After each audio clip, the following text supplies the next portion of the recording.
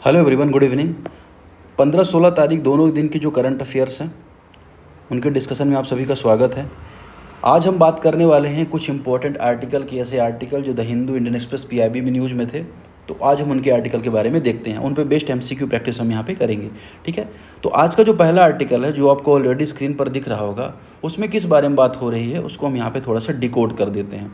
तो इस आर्टिकल में आपको क्या दिखेगा, जो इंडिया का जो गुड्स एंड एक्सपोर्ट है ना, गुड्स का जो एक्सपोर्ट है वो बढ़ गया है। मतलब भारत का जो वस्तु निर्यात है वो बढ़ गया, कितना हो गया, $43.6 बिलियन बढ़ा है। ठीक है ना, तो इतना भारत का निर्यात बढ़ा है। हालांकि दुनिया में इतने क्राइसिस चल रहे हैं, यूक्रेन का, रशिया का हो, चाहे यूएस का, इसका इजराइल का, ईरान का हो, लेकिन उसके बावजूद भारत का जो ये है ओवरऑल जो कहते हैं ना कि जो एक्सपोर्ट है वो बढ़ा है। कितना बढ़ा है, तो अगर आप देखोगे 14% के आसपास बढ़ा हुआ है। ठीक है, मतलब अप्रैल में अगर आप देखोगे 14%, 14% हमारा जो निर्यात है वो बढ़ रहा है। ये कहीं ना कहीं भारत की जो एक एक्सपोर्ट की जो परफॉर्मेंस है उसको बताता है। कॉमर्स मिनिस्ट्री ने इसको आइडेंटिफाई यहाँ पर किया है। तो ये आपको सामने ये न्यूज़ आपको देखने को मिल रही है। ठीक, अब हम इसको थोड़ा सा डिकोड कर लेते हैं कि इस पर किस तरह से स्टैटिक में चीज़ें पूछी जा सकती हैं।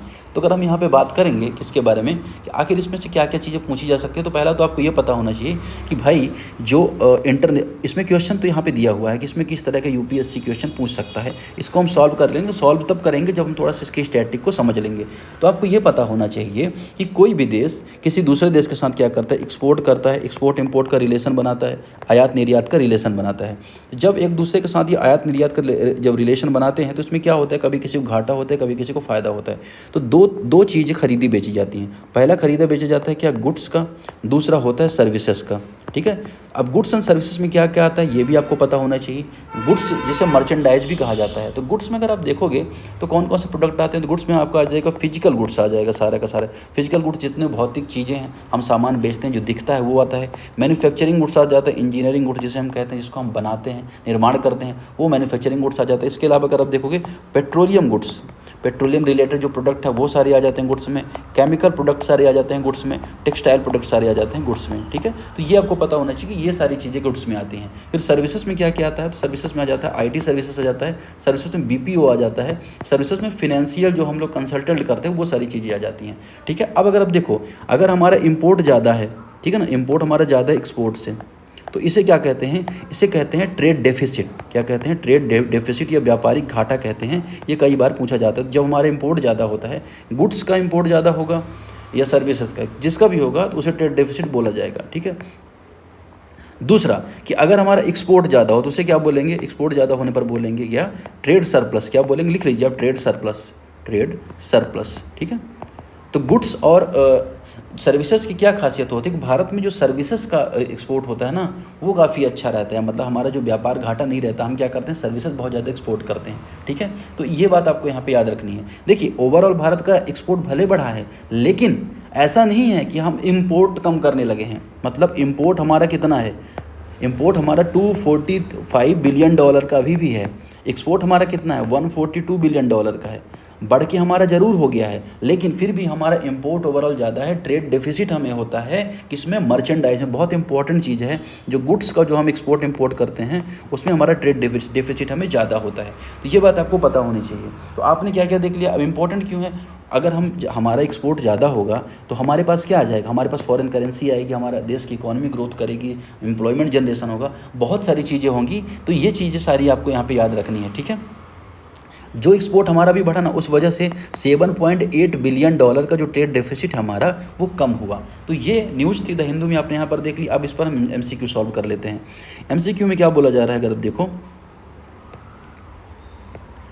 एमसीक्यू में अगर आप देखोगे तो यहाँ पे क्या बोला जा रहा है, consider the following statements regarding India's trading sector. Bharat के व्यापार क्षेत्र के बारे में आपको बताना है। पहला, मर्चेंडाइज एक्सपोर्ट है वो फिजिकल गुड्स के बारे में बोला जाता है, जो दिखाई देती हैं उन्हें मर्चेंडाइज गुड्स बोला जाता है। तो ये स्टेटमेंट कम्प्लीटली करेक्ट है। दूसरा, ए trade deficit occur when import exceed export. व्यापार घाटा कब होता है? जब आयात निर्यात से अधिक हो जाता है, तब भारत में तब उसे व्यापार घाटा कहा जाता है। तो ये बात यहाँ पे करेक्ट है। जब हमारा क्या हो जाता है, आयात ज़्यादा हो जाता है, निर्यात कम होता है, वहाँ पे व्यापारिक घाटा होता है। तीसरा, service export are an important component of India external sector. देखो मैंने आपको बताया कि हमारा जो सर्विस सेक्टर है, BPO सर्विसेज है, कंसल्टेशन सर्विसेज है, IT सर्विसेज है, उसका एक्सपोर्ट बहुत ज़्यादा है, तो वो बहुत बड़ा इंपॉर्टेंट कंपोनेंट है। चौथा कि higher export have no impact on foreign exchange. अगर हमारा एक्सपोर्ट ज़्यादा होता है ना, उसका बहुत अच्छा इम्पैक्ट होता है। तो जो यहाँ पे चौथा स्टेटमेंट है ये कम्प्लीटली रॉन्ग हो जाएगा। तो 1 2 3 इसका ऑप्शन यहाँ पे करेक्ट हो जाएगा। ठीक है, तो अगर आपने देखा तो ये हमारे लिए इंपॉर्टेंट होता है। GS पेपर 3 अगर आप देखोगे, GS पेपर 3 में मेंस का पार्ट भी होता है UPSC में, जहाँ पे पूछा जाता है कि भारत का जो ट्रेड सरप्लस है, ट्रेड डेफिसिट है, उसको कम करने के लिए क्या चैलेंजेज है। तो हमें क्या करना चाहिए? हमें सर्विस सेक्टर्स की सपोर्ट बढ़ाना चाहिए, इंपोर्ट डिपेंडेंसी कम करनी चाहिए, रिन्यूएबल एनर्जी पर फोकस करना चाहिए। ये मैं आपको सजेशन दे रहा हूँ वे फॉरवर्ड लिखने के लिए। इसके अलावा जो फॉसिल फ्यूल्स है उस पर डिपेंडेंसी कम करनी चाहिए, तो फिर भारत का जो ट्रेड डेफिसिट है वो कम हो सकता है, क्योंकि ओवरऑल जो पेट्रोलियम रिलेटेड प्रोडक्ट है वो ज़्यादा इंपोर्ट करते हैं। ठीक है, तो इसका सही आंसर क्या हो जाएगा? 1 2 3। ठीक है, तो इस क्वेश्चन में इतना है। ये जो आर्टिकल आपके सामने दिख रहा है उसमें क्या बात की जा रही है? उसमें ये बात की जा रही है कि प्रधानमंत्री मोदी जी ने इस्टेब्लिशमेंट डे विश किया है। किसको विश किया है? सिक्किम को। ठीक है ना, सिक्किम को जो उसकी स्थापना दिवस है उस पर प्रधानमंत्री मोदी जी ने सिक्किम को विश किया है। तो यहाँ पर जो स्टैटिक कॉन्सेप्ट ये इंपॉर्टेंट हो जाता है कि सिक्किम के बारे में हम थोड़ा सा जान लेते हैं, कब उसको इस्टेब्लिश किया गया था, क्या उससे रिलेटेड UPSC क्वेश्चन पूछ सकता है। वो प्रैक्टिस क्वेश्चन हम बाद में करेंगे, सबसे पहले हम उसका जो स्टैटिक एनालिसिस है वो सारी चीज़ें हम यहाँ पर समझ लेंगे। ठीक है, तो बिना किसी देरी के हम स्टार्ट करते हैं और बात करते हैं हम सिक्किम के बारे में जो आर्टिकल है उसको। तो प्रधानमंत्री मोदी जी ने विजिट किया, ये तो आपने यहाँ पर देख लिया। अब सिक्किम के हम लोकेशन यहाँ पर देख लेते हैं। यहाँ पे मैं मैप बना देता हूँ, ठीक है ना। मैप में आपको सिक्किम की लोकेशन यहाँ पे पता चल जाएगी। ठीक है, ये जो पार्ट है सिक्किम का पार्ट माना जाता है। इसके वेस्ट में आपको कौन सा कंट्री मिलेगा? नेपाल मिलेगा। और इसके ईस्ट में आपको कौन सा कंट्री मिलेगा? भूटान मिलेगा। और इसके नॉर्थ में आपको मिलेगा चाइना। ठीक है, तो 3 ओर से ये भारत, चीन, नेपाल और भूटान से घिरा हुआ है। चीन का जो तिब्बत वाला रीजन है वो इसको घेरे हुए है। तो अगर आप देखें तो स्ट्रैटेजिक इंपॉर्टेंट इसकी हो जाती है। साथ ही ये जो रीजन है ना, ये चिकन कॉरिडोर से जुड़ा हुआ है। चिकन कॉरिडोर एक बहुत पतली पट्टी है जो भारत को नॉर्थ ईस्ट से जोड़ती है। तो इस वजह से ये चाइना की, इसकी सिक्किम की इंपॉर्टेंस हो जाती है। तो ये जोग्राफिकली आपने देखा। साथ ही इसकी जो हाईएस्ट माउंटेन है वो भी हम यहाँ पे बता देते हैं। मैं लिख देता हूँ, कंचनजंगा। कंचनजंगा हाईएस्ट माउंटेन सिक्किम की मानी जाती है ना, ये आपको पता होना चाहिए। और जो ईस्टर्न हिमालयन रेंज, अगर आपको हिमालयन रेंज में देखा तो ये वेस्टर्न हिमालय हो जाएगा। ईस्टर्न हिमालय रेंज में सिक्किम का बहुत इंपॉर्टेंट पार्ट माना जाता है। ठीक है, एक और इम्पॉर्टेंट फैक्ट आप यहाँ पे ये समझ लो, सिक्किम पहला राज्य है जो कम्प्लीटली ऑर्गेनिक फार्मिंग पर डिपेंडेंट हो गया है। ऑर्गेनिक फार्मिंग यहाँ पे करता है, तो एकमात्र राज्य है। तो हमने कई सारे यहाँ पे छोटे छोटे पॉइंट्स यहाँ पर देख लिए। अब हम बात कर लेते हैं कि सिक्किम को स्टैब्लिश कब किया गया था। सिक्किम भारत का कौन सा राज्य? 22वां राज्य है। 22nd स्टेट माना जाता है सिक्किम। तो ये भी एग्जाम में इंपॉर्टेंट है और पूछा जाता है, तो आपको पता होना चाहिए कौन सा राज्य है। फिर इसको कब इस्टेब्लिश किया गया था? तो इसके लिए 36 कॉन्स्टिट्यूशन अमेंडमेंट किया गया था। कब? 1975 में। तो इसको पहले तो पूर्व राज्य का दर्जा नहीं दिया था, बाद में इसको कम्प्लीटली राज्य बना दिया गया। तो एक तो ये आपके लिए इंपॉर्टेंट हो जाता है किसके बारे में? सिक्किम के बारे में। ठीक है, सिक्किम की कैपिटल कौन सी है? तो सिक्किम की कैपिटल है गैंगटोक। गैंगटोक सिक्किम की कैपिटल है। तो सिक्किम के बारे में आपने बहुत सारी इन्फॉर्मेशन देख ली। अगर हम डिस्ट्रिक्ट वाइज देखें सिक्किम के बारे में कि सिक्किम में टोटल कितने जिले आते हैं। ठीक है, इसके अलावा अगर हम देख लें यहाँ पे कि जो सिक्किम में नॉर्थ वेस्ट, तो सिक्किम अगर हम छोटा सा यहाँ पे बांट लेते हैं सिक्किम को, अगर आप देखोगे तो ये वाला रीजन नॉर्थ रीजन कहलाता है सिक्किम का, ये वाला वेस्ट रीजन कहलाता है, ये वाला साउथ रीजन कहलाता है और ये वाला ईस्ट रीजन कहलाता है। तो ये 4 रीजन में आपको सिक्किम देखने को मिलेगा। अगर लोकसभा सीट के बारे में बात करें तो लोकसभा सीट सिक्किम में 1 है, राज्यसभा सीट सिक्किम में 1 है, टोटल MP आपको यहाँ पे सिक्किम में 2 मिलेंगे, है ना। और कुछ इसके बारे में, तो आई थिंक सिक्किम के बारे में हमने इतनी इंपॉर्टेंट चीज़ें यहाँ पर समझ ली। अब अगर हम देखें यहाँ पर इस पर किस तरह से क्वेश्चन पूछे जा सकते हैं, तो यहाँ पर प्रश्न पूछा जा सकता है सिक्किम के बारे में। Consider the following statements regarding Sikkim. Sikkim 1975 में भारत का 22वां राज्य बना। ठीक है, ये पूछा जा सकता है। 22वां राज्य मैंने आपको बताया ना, तो ये याद रखिएगा। तो ये बात यहाँ पे करेक्ट है, यहाँ पे कुछ भी 1980 1990 कुछ भी कर दिया, तो आपको पता होना चाहिए 1975 में राज्य बना। फिर 36 कॉन्स्टिट्यूशनल अमेंडमेंट के द्वारा सिक्किम का भारत में विलय हुआ, तो ये भी स्टेटमेंट करेक्ट है। यहाँ पे भी आपको यूपीएससी कोई भी गवर्नमेंट एग्जाम गलत करवा सकता है, तो आपको पता होना चाहिए कि जी हाँ सर 36 कॉन्स्टिट्यूशन अमेंडमेंट हुआ था। फिर कम्प्लीटली ऑर्गेनिक स्टेट है, ये भी आपको पता होना चाहिए कि भारत का पहला पूर्ण वो वाला राज्य है, ऑर्गेनिक राज्य है, ठीक है। 14 सिक्किम की जो सीमा है इंटरनेशनल बॉर्डर म्यांमार से लगता है, ये स्टेटमेंट गलत है। अगर म्यांमार की सीमा बात करें तो म्यांमार की सीमा, ये म्यांमार इधर है ना, म्यांमार अरुणाचल प्रदेश से, मणिपुर से, नागालैंड से, मिजोरम से, तो 4 राज्यों से लगती है म्यांमार की सीमा। सिक्किम से, असम से किसी भी तरह से म्यांमार की सीमा नहीं लगती है। तो चौथा स्टेटमेंट करेक्ट हो जाएगा, 1 2 3 आपका यहाँ पे करेक्ट आंसर आ जाएगा। तो सिक्किम के बारे में अगर कभी भी कोई क्वेश्चन पूछेगा तो आप आसानी से बता लोगे, कभी भी कोई भी दिक्कत नहीं होगी, जितने इंपॉर्टेंट फैक्ट हमने यहाँ पर कवर कर। यहाँ पे आपको आर्टिकल दिख रहा होगा कि इंडिया का first satellite tagged Ganga soft shell turtle यानी कछुआ रिलीज़ किया गया है। कहाँ पे कछुआ रिलीज़ किया गया है, कहाँ पे कछुआ रिलीज़ किया गया, तो आपको पता होना चाहिए काजीरंगा नेशनल पार्क में रिलीज़ किया गया है। काजीरंगा नेशनल पार्क में रिलीज़ किया गया, जो काजीरंगा नेशनल पार्क कहाँ पे है, आसाम में है, ठीक है। तो एक तो ये आपके लिए इंपॉर्टेंट न्यूज हो जाती है। अब आइए इस पर बेस्ड कुछ स्टैटिक चीज़ें हैं उसको हम यहाँ पे समझेंगे, साथ ही उसके बाद हम यहाँ पे प्रैक्टिस क्वेश्चन यहाँ पे अटेंड करेंगे गंगा सॉफ्ट सेल टर्टल को लेके, ठीक है। तो चलिए शुरुआत करते हैं और बात करते हैं कि आखिर ये बात कहाँ की है और ये क्यों किया गया। तो अगर आप देखोगे तो recently endangered species day celebrate किया गया, स्पीसीज डे सेलिब्रेट किया गया और उसी दिन इसको यहाँ पर रिलीज़ किया गया है गंगा सॉफ्ट सेल टर्टल को, जिसका साइंटिफिक नेम क्या है, निल्सोनिया गंगेटिका। निल्सोनिया गंगेटिका इस कछुए का साइंटिफिक नेम है। अब ये कहाँ पर है, असम में है, ये आपको देख लिए तो आपको पता हो गया। अब बात आती है कि IUCN स्टेटस इसका क्या है। तो IUCN स्टेटस आपको इसका देखने को मिलेगा इंडेंजर्ड है। क्या है, इंडेंजर्ड है, मतलब क्या है, खतरनाक है ना। तो ये आपको पता होना चाहिए। तो अब अगर हम बात करें कि भाई कुछ और बातें क्या ज़रूरी हो जाते हैं, किस टाइप के लोकेशन में ये पाया जाता है, तो आपको ये पता होना चाहिए कि ये फ्रेश वाटर में पाया जाता है। कहाँ पे, फ्रेश वाटर में, रिवर्स में पाया जाएगा, लेक्स में पाया जाएगा, है ना। तो यहाँ पे फ्रेश वाटर में पाया जाता है। तो यहाँ पर भी क्वेश्चन बन सकता है कि इसकी लोकेशन और ये कहाँ पे पाया जाता है, ठीक है ना। ये तो बात आपने यहाँ पर समझ ली। और नदी को साफ भी करता है, ठीक है, ये बात आपको पता होनी चाहिए। अब कुछ और बातें, जैसे मान के चले काजीरंगा में छोड़ा गया, तो काजीरंगा नेशनल पार्क कहाँ है, तो काजीरंगा नेशनल पार्क आपको पता होना चाहिए असम में है, ठीक है। असम में 7 टोटल नेशनल पार्क है, जिसमें नामेरी है, काजीरंगा है, नामदफा तो अरुणाचल प्रदेश में। इसके अलावा अगर आप देखोगे कई सारे हैं, मुझे भी एग्जैक्टली याद नहीं आ रहा। तो 6 से 7 नेशनल पार्क है, अभी आपको स्क्रीन में दिख रहा होगा, सारे के सारे असम में, मानस है सॉरी, ठीक है। तो ये सारे नेशनल पार्क असम में माने जाते हैं, ठीक। तो ये तो आपको पता होना चाहिए। साथ ही ये जो पूरा प्रोजेक्ट है ये वाइल्ड लाइफ कंजर्वेशन के हिसाब से चलाया जा रहा है, ठीक है। तो ये बात सारी चीज़ें आपने यहाँ पर समझ ली। अब इस पर क्वेश्चन किस तरह से बन सकता है, क्वेश्चन बन सकता है यहाँ पर कि consider the following statements regarding Ganga soft shell turtle and wildlife conservation. Ganga जो सॉफ्ट सेल टर्टल है और वाइल्ड लाइफ कंजर्वेशन, उसके बारे में आपके कथनों पर विचार करना है। पहला बात यहाँ पे है कि गंगा जो सॉफ्ट सेल टर्टल है, फ्रेश वाटर टर्टल स्पीसीज है, मीठे पानी में रहने वाला कछुआ प्रजाति है, ये बात यहाँ पे करेक्ट है। दूसरा कि satellite tagging help scientist track animal movement and habitat use. Satellite tagging से वैज्ञानिकों को जीवों की आवाजाही, आवास का पता लगाने में मदद होती है, ये बात भी यहाँ पे करेक्ट है। काजीरंगा नेशनल पार्क असम में स्थित है, ये भी करेक्ट है। और ये Ganga soft shell turtle marine में पाया जाने वाला जीव है, तो ये बात यहाँ पे करेक्ट इनकरेक्ट है। मरीन में नहीं, मरीन का तो पानी खारा होता है ना, साल्टी होता है, और ये फ्रेश वाटर में रहता है, मतलब ताज़े पानी में रहता है, मतलब मीठे पानी में रहता है, तो खारे पानी में तो पाया नहीं जाएगा। तो चौथा ऑप्शन ऑटोमेटिकली यहाँ पर एलिमिनेट हो जाएगा, 1 2 3 इसका करेक्ट आंसर हो जाएगा, ठीक है। अब ये क्वेश्चन हमने यहाँ पर देख लिया। अब अगर हम देखें ये जो टॉपिक है ये किसको लेके है, जैगरी को प्रोडक्शन को लेके है। जैगरी अर्थात जिसे गुड़ कहा जाता है, गुड़ का जो प्रोडक्शन है वो बढ़ गया है। गुड़ का प्रोडक्शन अगर आप देखोगे तो यहाँ पर गुड़ का प्रोडक्शन 97 US बिलियन डॉलर का था, वो बढ़कर कितना हो गया, 406 US बिलियन डॉलर का हो गया, बिलियन डॉलर का हो गया। मतलब एक तो क्या जो प्रोडक्शन है वो बढ़ चुकी है, मतलब वैल्यू रुपीस में, मतलब करेंसी में। दूसरा वॉल्यूम में भी बढ़ चुका है, ऐसा नहीं कि सिर्फ प्राइस बढ़ गया।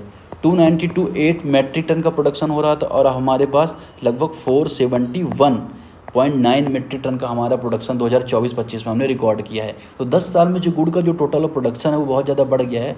और भारत जो है दुनिया का one of the world largest producer यहाँ पे बन चुका है किसका, जैगरी का, गुड़ का। तो ये बात आपको यहाँ पे पता होनी चाहिए। एक्सपोर्ट हम करते हैं, ये भी बात आपको पता होनी चाहिए, ठीक है। अब ये प्रोड्यूस कैसे होता है तो आपको पता ही है इसके बारे में कि गन्ना जो होता है, गन्ने से अगर हम एक्सट्रैक्ट किया जाता है शुगर केन को, फिर उसको फिल्ट्रेशन किया जाता है, बाद में उसको क्लैरिफाई किया जाता है, उसको साफ़ किया जाता है, ठंडा किया जाता है, बाद में इसको जैगरी को, गुड़ को बनाया जाता है। तो एक तो ये आपको पता होना चाहिए। अब इसके लिए शुगर केन का इम्पॉर्टेंट होना बहुत ज़रूरी, शुगर केन का प्रोडक्शन होना बहुत ज़रूरी हो जाता है। शुगर केन का प्रोडक्शन यूपी की बात हम बात करें, महाराष्ट्र की बात करें, कर्नाटका की बात करें और तमिलनाडु की बात करें, तो ऐसे राज्यों में जो गन्ना है इसका प्रोडक्शन बहुत ज़्यादा होता है। शुगर केन के लिए सरकार एफआरपी भी अनाउंस करती है। एफआरपी मतलब क्या है, जिस तरह से एमएसपी होता है अन्य फसलों के लिए, जिसमें गेहूँ, चावल, अदर फसलें आ जाती हैं, 22-23 फसलें, उसी तरह से एफआरपी गन्ने के लिए अनाउंसमेंट किया जाता है कि अगर किसी भी प्राइस पर एक प्राइस तय कर देती है सरकार कि अगर इस प्राइस से नीचे बाज़ार में आपका गन्ना बिक रहा है तो आप मुझे इस प्राइस पर बेच दीजिए। मान चलिए कि मैंने प्रोडक्शन कर लिया 100 टन का, मार्केट में मुझे 1000 रुपये टन मिल रहा है और सरकार ने बोला था कि मैं आपको 1200 रुपये टन कम से कम दूंगा ही, तो मैं मार्केट में क्यों बेचूंगा, सीधा सरकार को बेचूंगा, जिससे सरकार तो मोटिवेशन बना रहे किसका, किसानों का। तो ये बात यहाँ पे जरूर हो जाती है। अब स्वीट्स के बेवरेज के रूप में, आयुर्वेदा में, मेडिसिन में इसका गुड़ का यूज होता है, ठीक है। तो ये बात गुड़ के संबंध में थी जो हमने यहाँ पे थोड़ा सा समझ ली। अब हम बात करें कि गुड़ मुख्यतः किससे बनाया जाता है, बहुत बेसिक क्वेश्चन है। तो शुगर केन की जूस से गुड़ बनाया जाता है, ये आपको थोड़ा सा पता होना चाहिए और आप आसानी से इस आंसर को कर लेंगे, ठीक है। तो ये चीज़ आपने यहाँ पर इसके गुड़ प्रोडक्शन को लेकर जो न्यूज़ थी उसको यहाँ पर समझ लिया। जो अगला आर्टिकल वो किसके बारे में अगर आप देखोगे, इंटरनेशनल टेलीकम्युनिकेशन यूनियन के बारे में, आईटीयू का मुख्यालय के को लेके है। अब अगर आप देखो आईटीयू को लेके क्या न्यूज़ है, आपकी स्क्रीन में ऑलरेडी दिख रहा है कि India participating in international telecommunication union. अब क्वेश्चन हम यहाँ पे आएंगे, इसका मुख्यालय कहाँ है और क्या क्या क्वेश्चन इसमें बन सकते हैं, उसके पहले हम थोड़ा सा एनालिसिस कर लेते हैं किसके बारे में, आईटीयू के बारे में थोड़ा सा हम एनालिसिस यहाँ पर कर लेते हैं कि भाई आईटीयू है क्या, क्यों यहाँ हम पार्टिसिपेट कर रहे हैं। तो देखो, इसको 1947 में बनाया गया था, यूएन की स्पेशलाइज एजेंसी इसको माना जाता है, किसको, इंटरनेशनल टेलीकम्युनिकेशन यूनिट को। और इसका हेडक्वार्टर आपको देखने को मिले कहाँ पे, जेनेवा में, जहाँ पे इसकी रिसेंटली बैठक भी हो रही है। जेनेवा कहाँ है, स्विट्जरलैंड में है, ठीक है। और इसके लगभग अगर आप देखोगे आईटीयू के, अगर हम यहाँ पे आईटीयू लिख देता हूँ तो आईटीयू के 190+ मेंबर्स इसमें पार्टिसिपेट करते हैं। क्यों, टेलीकॉम रिलेटेड स्टैंडर्ड बनाना हो, रेडियो स्पेक्ट्रम को एलोकेट करना हो, सैटेलाइट को कोऑर्डिनेट करना हो, तो ये सारी चीज़ें करने के लिए हम यहाँ पे बहुत सारे देश में पार्टिसिपेट करते हैं। जैसे ग्लोबल टेलीकॉम को लेके जो गवर्नेंस है वो बना रहे, सैटेलाइट को लेके जो गवर्नेंस वो बना रहे, देशों के बीच कनेक्टिविटी बने रहे कम्युनिकेशन के लिए, है ना। तो ये बात यहाँ पे इसके लिए इंपॉर्टेंट हो जाती है। अब इसको लेके अगर आप देखोगे तो भारत यहाँ पे पार्टिसिपेट कर रहा है, जेनेवा में जो कन्वेंशन हो रही है, जेनेवा में जो पार्टिसिपेशन हो रही है, इस पर क्वेश्चन क्या बन सकता है कि आईटीयू का मुख्यालय कहाँ है, तो हमने यहाँ पर देख लिया कि जेनेवा में आईटीयू का मुख्यालय है। और क्वेश्चन क्या बनेगा आईटीयू को लेकर, इसको कब इस्टेब्लिश किया गया, तो 1947 में इसको यूएन की स्पेशलाइज एजेंसी के रूप में कन्वर्ट किया गया था। कितने देश है, तो 190+ मेंबर हैं। तो इस तरह के क्वेश्चन यहाँ पे आईटीयू को लेके बन सकते हैं, ठीक है। तो ये आईटीयू के बारे में हमने यहाँ पर न्यूज़ देख ली, आईटीयू के बारे में हमने यहाँ पे चीज़ें समझ ली। अगर इतना आपको आता है तो आसानी से आप किसी भी प्रीलिम्स के जो क्वेश्चन उसको आसानी से टैकल कर। अगला जो टॉपिक आपकी स्क्रीन पर दिख रहा है वो किसके बारे में है, वो है रॉ के बारे में, अर्थात रिसर्च एंड एनालिसिस विंग। इसमें गवर्नमेंट ने क्या किया है, भी उसे रीऑर्गेनाइज करने के लिए गवर्नमेंट ने क्या किया है, रिव्यू करने के लिए स्टेप उठाए हैं। तो यहाँ पे इम्पॉर्टेंट हो जाता है रॉ के बारे में समझना, रॉ क्या है, किस तरह से काम क्या करती है, कब इसको इस्टेब्लिश किया गया था, प्रीलिम्स में क्या क्वेश्चन बन सकते हैं, मेंस में भी आप किस तरह से टैकल कर लोगे। तो ये सारी चीज़ें हम यहाँ पर देखेंगे। तो आइए शुरुआत करते हैं, यहाँ पर बात करते हैं सबसे पहले रॉ के बारे में। स्टैटिक फैक्ट यहाँ पर समझ लेते हैं कि जो रिसर्च एंड एनालिसिस विंग है, इसको मैं यहाँ पे मिटा देता हूँ। तो रिसर्च एंड जो एनालिसिस विंग, इसको कब इस्टेब्लिश किया गया था, है ना। तो आपने हो सकता है पढ़ा हो, नहीं पढ़ा हो तो मैं बता देता हूँ। 1968 में इसको इस्टेब्लिश किया गया। तो इसका हेडक्वार्टर आपको न्यू दिल्ली में देखने को मिलेगा। कहाँ पे देखने को मिलेगा, न्यू दिल्ली में देखने को मिलेगा। और इसे किसने एसोसिएट किया गया, तो फाउंडर कौन माना जाता है, तो RN काउ को, रामेश्वर नाथ काउ, जिसके बारे में आपने कई सारी मूवी भी देखी होगी। क्या नाम, विकी कौशल की मूवी आई थी, विकी कौशल की नहीं मूवी आई थी, कई सारी मूवी का उन्हें इंदिरा गांधी के जो एडवाइज़र के रूप में भूमिका निभाई है ना। तो इन्होंने इसको इस्टेब्लिश किया गया था कब, तो 1962 में जब भारत चाइना से युद्ध हारा था, उसके बाद हमने इस एजेंसी को बनाया था। इससे पहले हमें लगता था कि हम बहुत शांतिप्रिय देश, हमें आवश्यकता नहीं है ऐसी एजेंसी बनाने की, लेकिन हमको उस टाइम पर इसको बनाना पड़ा, ठीक है। तो और इसका पर्पज़ क्या है कि जो फॉरेन इंटेलिजेंस होती है, विदेशों में जो खुफिया जानकारी उसको गैदर करना, काउंटर टेररिज्म मतलब आतंकवाद के खिलाफ ऑपरेशन चलाना, काउंटर प्रोलिफरेशन, भारत में साइबर थ्रेट हो रहा है, साइबर सिक्योरिटी को लेके ध्यान देना, ये सारी चीज़ें इसका काम यहाँ पर है, ठीक है। तो नेशनल सिक्योरिटी हो, मतलब इंपॉर्टेंस में अगर आप आ जाओ तो नेशनल सिक्योरिटी को प्रिजर्व करना, एक्सटर्नल इंटेलिजेंस बना के रखना, काउंटर टेररिज्म मतलब आतंकवाद के खिलाफ ऑपरेशन चलाना। इंस्टीट्यूशनली इंपॉर्टेंस अगर आप देखोगे तो डायरेक्टली पीएमओ के अंतर्गत काम करती है, प्राइम मिनिस्टर ऑफिस के अंतर्गत काम करती है। तो ये आपको पता होना चाहिए रॉ के बारे में, ठीक है। अब अगर हम देखोगे इस पे क्वेश्चंस किस तरह से बन सकते हैं रॉ के बारे में, तो आपको रॉ के बारे में क्वेश्चन बन सकते हैं कि जो आरएस जो रिसर्च एंड एनालिसिस विंग है मुख्यतः कौन सी एजेंसी, उसको फुल फॉर्म यहाँ पे क्या किस टाइप की एजेंसी है, ये यहाँ पे कहा जा रहा है कि इंटरनल इंटेलिजेंस एजेंसी है, फाइनेंशियल एक्सटर्नल इंटेलिजेंस है, या तो अगर आप देखोगे साइबर क्राइम इन्वेस्टिगेशन एजेंसी है। तो इनमें किस तरह की एजेंसी है ये आपको पता होना चाहिए, ठीक है। तो इसमें सही आंसर क्या आ जाएगा, इसका सही आंसर हो जाएगा सी, एक्सटर्नल इंटेलिजेंस एजेंसी। इसके अलावा क्वेश्चन इस पर भी बन सकता है कि रॉ कब बनाया गया था, तो आपको ऑप्शन दे सकता है, लेकिन 1968 में रॉ को बनाया गया था, कहाँ पे हेडक्वार्टर है, किसके अंदर काम करती है, आपको यहाँ पे दे दिया गया ऑप्शन कि होम मिनिस्ट्री के अंतर्गत काम करती है, नहीं, डायरेक्टली पीएमओ के अंतर्गत काम करती है, ठीक है। तो ये सारी चीज़ें आपको यहाँ पे पता होनी चाहिए, ठीक है। तो ये हमने किसके बारे में देख लिया यहाँ पर, अंतर्राष्ट्रीय जो इंटरनेशनल टेलीकम्युनिकेशन यूनिट। नेक्स्ट जो टॉपिक है वो किसके बारे में, सीबीआई द्वारा शुरू किया गया अभय सिस्टम, उसके बारे में। तो सीबीआई ने एआई बेस्ड अभय सिस्टम को लॉन्च किया है। अब अगर आप देखोगे आपकी जो स्क्रीन उसमें यहाँ पे आपको देखने को मिल रहा होगा ये अभय सिस्टम है क्या, इसके बारे में थोड़ा जानकारी आपको देखने को मिल रही होगी, लेकिन मैं यहाँ पे आपको थोड़ा सा बेसिक में बता देता हूँ अभय सिस्टम के बारे में और ये क्यों लॉन्च किया, क्या इसका फुल फॉर्म है। तो अभय का फुल फॉर्म आप क्या देखने को मिलेगा, तो अभय का फुल फॉर्म है AI based help boat for authentication of your notice.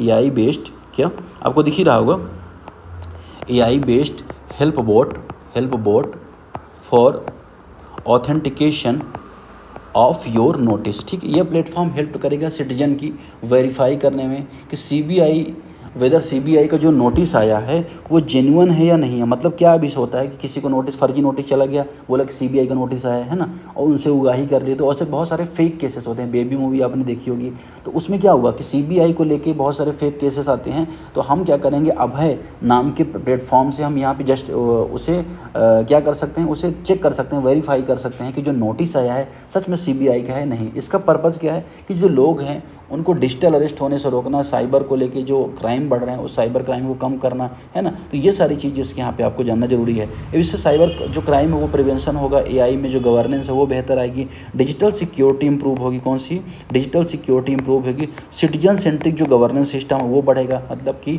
लोक केंद्रित जो राज्य व्यवस्था है वो बढ़ेगी, ई गवर्नेंस को भी बढ़ावा मिलेगा। तो ये 5 पॉइंट आपके लिए इंपॉर्टेंट हो जाते हैं किसके संबंध में, अभय सिस्टम के बारे में, ठीक है। अब इसे किसने डेवलप किया, तो सीबीआई ने डेवलप किया, ये भी आपको पता होनी चाहिए, सीबीआई ने डेवलप किया है, ठीक है। तो ये थोड़ा सा आपको यहाँ पे याद रखना है। अगर हम बात कर लें थोड़ा सा यहाँ पे सीबीआई के बारे में, भाई सीबीआई किस तरह की एजेंसी है, कहाँ पे काम करती है, तो ये भी इंपॉर्टेंट हो जाता है, क्योंकि अभय सिस्टम के बारे में कुछ भी आपसे पूछ सकता है। तो आपको यहाँ पे याद रखना है कि अभय है क्या, किसने लॉन्च किया है और क्या पर्पज़ है इसका, ये सारी चीज़ें, इंपॉर्टेंस क्या है, ये सारी चीज़ें आपको यहाँ पे पता चल गई। अब सीबीआई के बारे में अगर आप देखो, सीबीआई को स्टैब्लिश किया गया था 1963 में under the ministry of personnel public grievances and pension, ठीक है। तो इसको लॉन्च किया गया था, सीबीआई को इन्वेस्टिगेशन एजेंसी के रूप में लॉन्च किया गया। तो इसका हेडक्वार्टर आपको कहाँ पे देखने को मिलेगा, हेडक्वार्टर देखने को मिलेगा न्यू दिल्ली में। अब बात की जाए कि जो सीबीआई का मोटो क्या है, जो सीबीआई के डायरेक्टर होते हैं उनको कौन नियुक्त करता है, साथ ही सीबीआई किस एक्ट के अंतर्गत काम करती है, तो डीएसपीई एक्ट है, दिल्ली पुलिस इस्टेब्लिशमेंट एक्ट है, 1946 में इसको बनाया गया था। इस एक्ट के अंतर्गत सीबीआई को पावर मिली है, इस एक्ट के अंतर्गत सीबीआई काम करती है। इसको अपॉइंटमेंट करने के लिए एक कमेटी बनती है, जो सीबीआई के चेयरमैन होते हैं, डायरेक्टर, उनको अपॉइंटमेंट करने कमेटी, जिसमें पीएम होते हैं, प्रधानमंत्री होते हैं, चीफ जस्टिस ऑफ इंडिया के द्वारा कोई नॉमिनी को यहाँ पे भेजा जाता है, और लीडर ऑफ अपोजिशन होते हैं, लीडर ऑफ अपोजिशन होते हैं। इन तीनों, ये तीनों मिलकर ही क्या करते हैं, सीबीआई का जो डायरेक्टर है उसको क्या करते हैं उसको नियुक्त करते हैं। तो ये आपको पता होना चाहिए। यहाँ पे क्वेश्चन है कि सीबीआई द्वारा कब शुरू किया गया था सिस्टम, इसका पर्पज़ क्या है, तो इसका पर्पज़ क्या है आपको पता होना चाहिए। क्या है कि जो कहाँ गया, हाँ, डिजिटल जो साइबर नोटिस को वेरीफाई करना। तो इसका सही आंसर क्या हो जाएगा, बी। बहुत सारे क्वेश्चन बन सकते हैं इसमें, कब इस्टेब्लिश किया गया था सीबीआई, किस एक्ट के अंतर्गत काम करती है, सारी चीज़ों पर क्वेश्चन यहाँ पे बन सकता है, आपको यहाँ पे याद रखना है, ठीक है। इसका सही आंसर क्या हो जाएगा, सही आंसर हो जाएगा बी। फिर आगे क्वेश्चन अगर हम देखें हंता वायरस के बारे में, तो हंता वायरस संक्रमण को लेके यहाँ पे फैल रहा है, और इसकी वजह से अगर आप देखो कई सारी न्यूज़ भी यहाँ पे चर्चा में रही हैं। तो ऑस्ट्रेलिया में इम्पोज हुआ स्ट्रिक्टली क्वारंटाइन, ठीक है ना, पैसेंजर के लिए हंता वायरस की वजह से। तो यहाँ पे थोड़ा सा हम यहाँ पे जान लेते हैं कि जो हंता वायरस है उसको लेके क्या क्वेश्चन बना, क्या मच्छरों को काटने से फैलता है, क्या दूषित जल से फैलता है, क्या रोडेंट से फैलता है, क्या टिक के काटने से फैलता है। तो इसका सही आंसर क्या होगा आपको पता होगा, इसका सही आंसर हो जाएगा रोडेंट, या अगर हम बात करें कहाँ गया, रोडेंट एक्सपोजर, कृंतकों के संपर्क में आने से फैलता है। ठीक है, तो ऑस्ट्रेलिया के पैसेंजर एक क्रूज शिप में 3 वीक का क्वारंटाइन से कर दिया गया क्योंकि उस शिप में हंता वायरस फैल गया था। इस वजह से यहाँ पे आपको यहाँ पे ध्यान रखना है। ठीक है, अब हंता वायरस पल्मोनरी सिंड्रोम का कारक भी बन सकता है। ठीक है ना, पोस्ट कोविड काफ़ी प्रिपेयर्डनेस बढ़ी है, इस वजह से अगर आप देखोगे यहाँ पे शुरुआत में ही स्टेप यहाँ पे ले लिए गए हैं। ठीक है, तो ये इसका सही आंसर हो जाएगा। लास्ट क्वेश्चन है, consider the following statements regarding fuel price hike. Bharat में फ्यूल प्राइस हाइक हो रहे हैं, इसके संबंध में आपको बताना है। बहुत ही बेसिक स्टेटमेंट है, इसे आपको यहाँ पे अटेम्प्ट करना है। इसका सही आंसर आपको यहाँ पे कमेंट करना है कि India import a major share of its crude requirement, Bharat कच्चे तेल की आवश्यकता बड़ा हिस्सा आयात करता है। दूसरा, rising fuel price increase inflation, fuel price बढ़ने से इन्फ्लेशन बढ़ सकती है। तीसरा, higher crude oil price improve India current account balance, तेज कीमत से भारत का चालू खाता संतुलन हो जाएगा। इन तीनों में सही आंसर कौन सा होगा आपको यहाँ पे बताना है। ठीक है, तो आज के डिस्कशन फिलहाल इतना ही।